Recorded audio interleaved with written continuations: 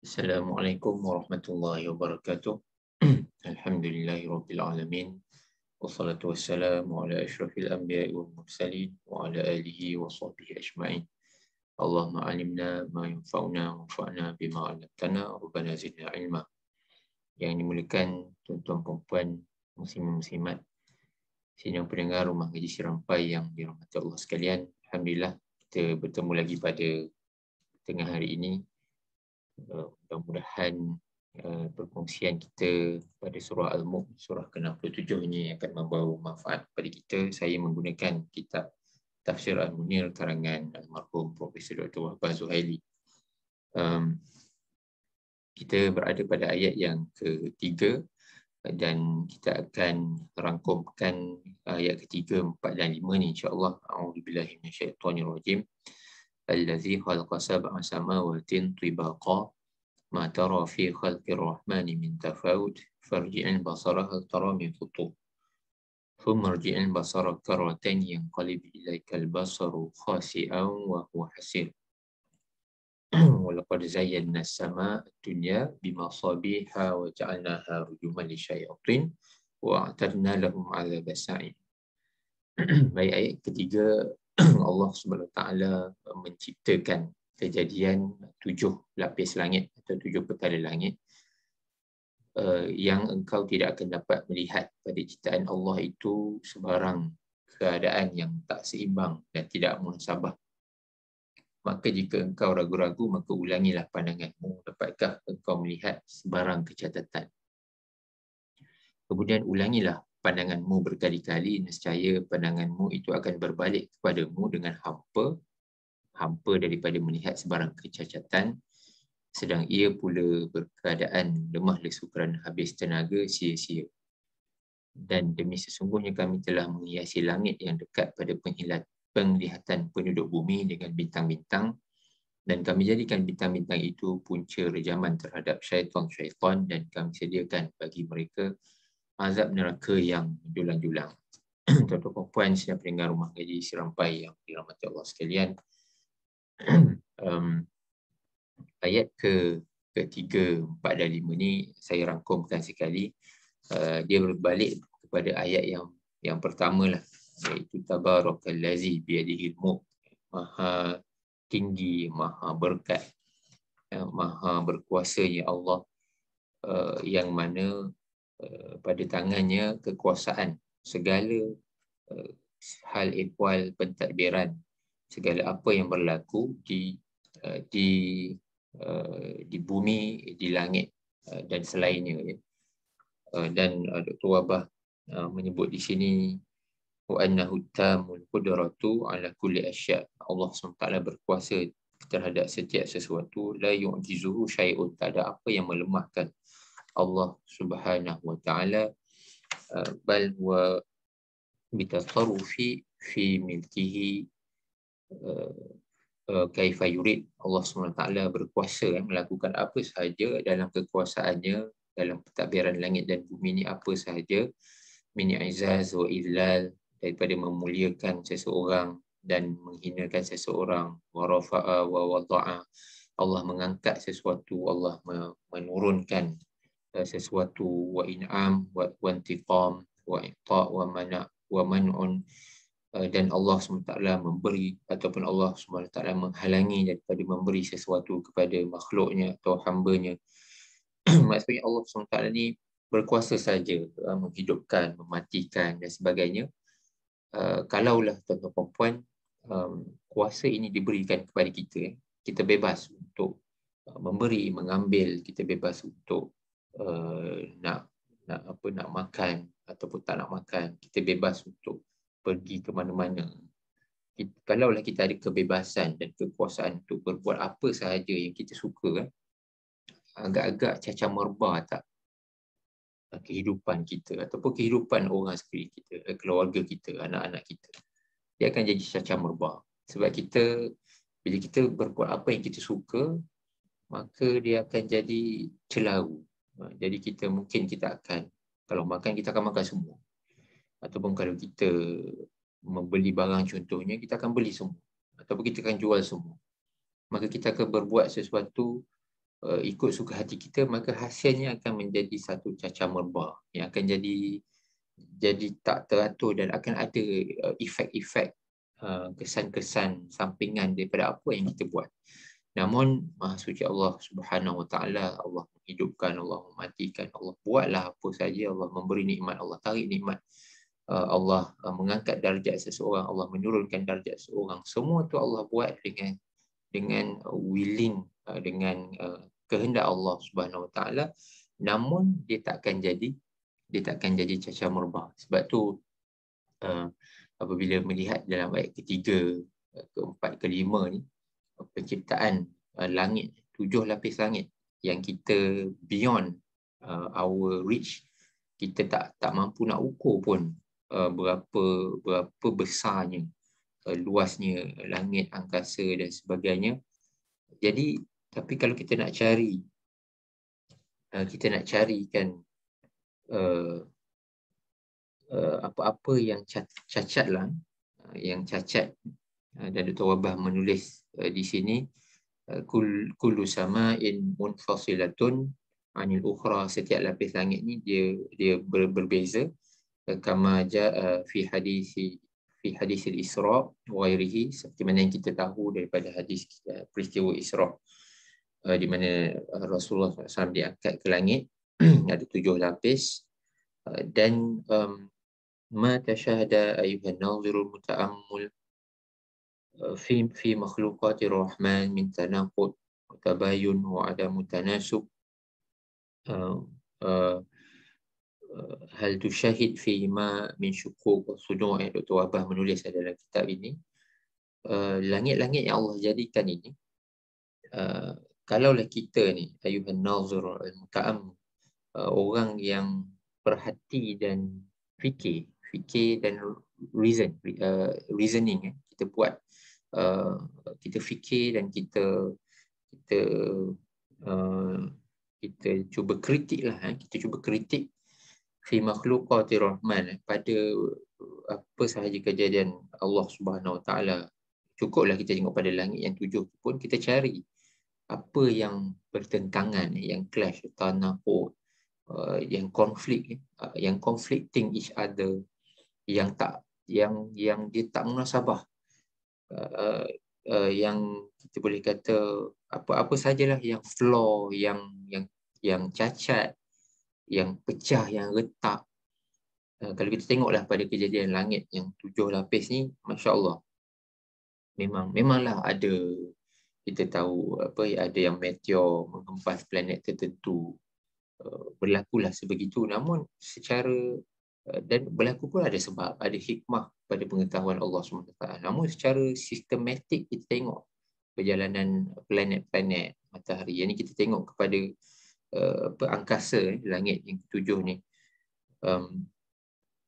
Dalam surah Ar-Ra'd pun Dr. Wabah membawakan cross reference kepada surah Ar-Ra'd. Allahul ladzi rafa'a as-samawati bighairi amadin tarawnaha thumma istawa 'alal 'arsy wa sakhkhara asy-syamsa wal qamara kullun yajri li ajalin musamma. Allah SWT yang mengangkat langit ni tanpa ada tiang. Kita rationalize benda tu pun kita dah, masya-Allah, hebatnya. Dan tak mungkin kita jadi tak percaya adanya Tuhan bila kita fikir macam tu.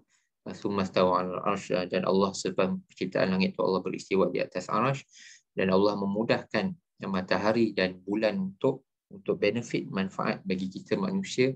Kullu yajri li ajalin musamma, semua matahari, bulan maupun bintang-bintang ni ada orbit-orbitnya yang tersendiri. Dan bila kita fikir tentang orbit ni pun dah, masya-Allah, dah cukup amazing. Kita akan kagum dengan kekuasaan Allah SWT, dan tak mungkinlah kita boleh fikir yang dunia ni terjadi sendiri, seperti mana pemikiran golongan etis contohnya. Jadi macam mana tak mungkinlah bintang-bintang tu bergerak dengan orbit macam tu tanpa adanya satu kuasa besar yang kontrol.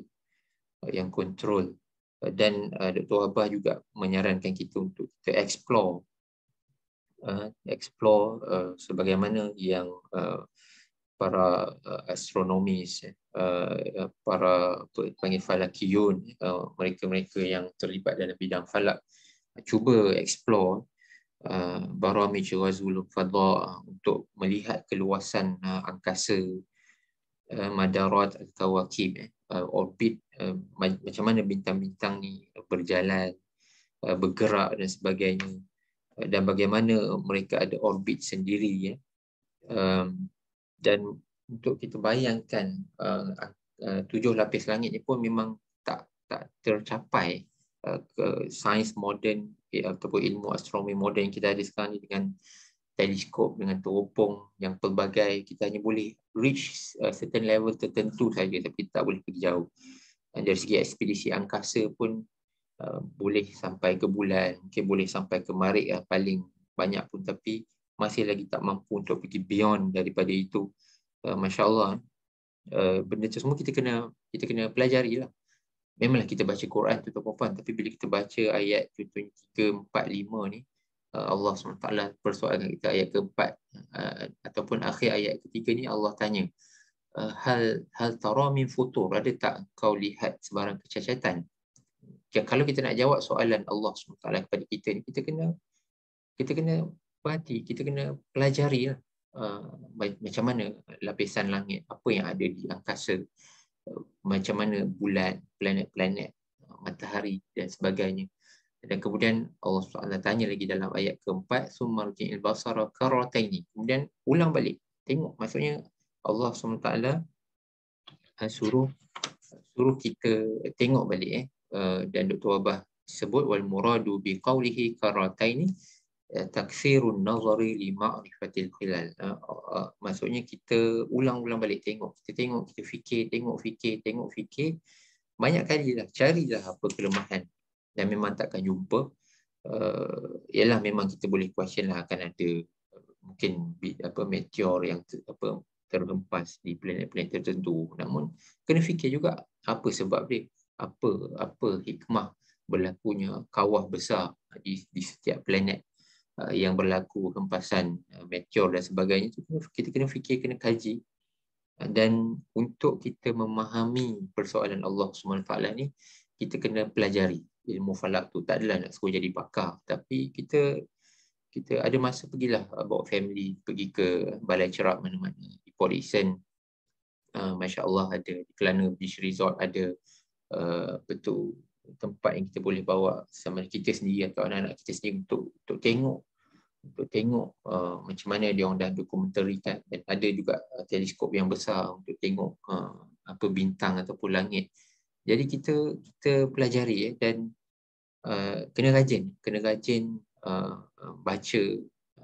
Mungkinlah tak sampai ke tahap jadi pakar, tapi setidaknya kita tahu sistem matahari kita, galaksi Bima Sakti kita, dan kemudian macam mana dengan ada galaksi lain, ada sistem matahari dan planet-planet yang lain selain daripada galaksi yang bumi ni berada di dalamnya. Masya Allah, kita belajar benda-benda macam tu, penemuan-penemuan angkasawan, astronomis maupun pakar falak, apa yang telah mereka temukan dalam bidang mereka, kita baca, kita fahami. Masya Allah, semua tu boleh mengukuhkan keimanan kita bila kita menjawab persoalan Allah Subhanahu Wa Taala dalam ayat keempat ni contohnya. Dan dalam ayat kelima, Allah SWT menghias langit dengan bintang-bintang pada penglihatan kita. Jadi kita di Lembah Kelang ni mungkin susah sikit nak tengok bintang sebab kita ada pencemaran cahaya. Boleh belajar tentang pencemaran cahaya, apa puncanya, apa dia punya, kita katakan, apa bad effect-nya kan, berlakunya pencemaran cahaya seperti itu. Dan kita belajarlah apa tentang bintang-bintang dan sebagainya. So jadi ini adalah untuk kita meneguhkan, dengan kita tenung, kita pelajari tentang ilmu tentang alam ini, kita akan dapat meneguhkan keimanan kita kepada Allah SWT. Sebab penciptaan Allah tu sangat-sangat, Masya Allah, amazing, sangat-sangat tak boleh perempuan kita memang takkan boleh kita kata tak ada Tuhan lah yang menjadikan semua tu. Pasti satu kuasa besar iaitu Allah Subhanahu Wa Taala yang menjadikan segala-galanya untuk kita renungkan, kita fikirkan. Jadi sambil-sambil kita baca surah Al-Mulk ni malam-malam tu, kita tengok langit lah. Tengok langit, tengok bintang, tengok bulan.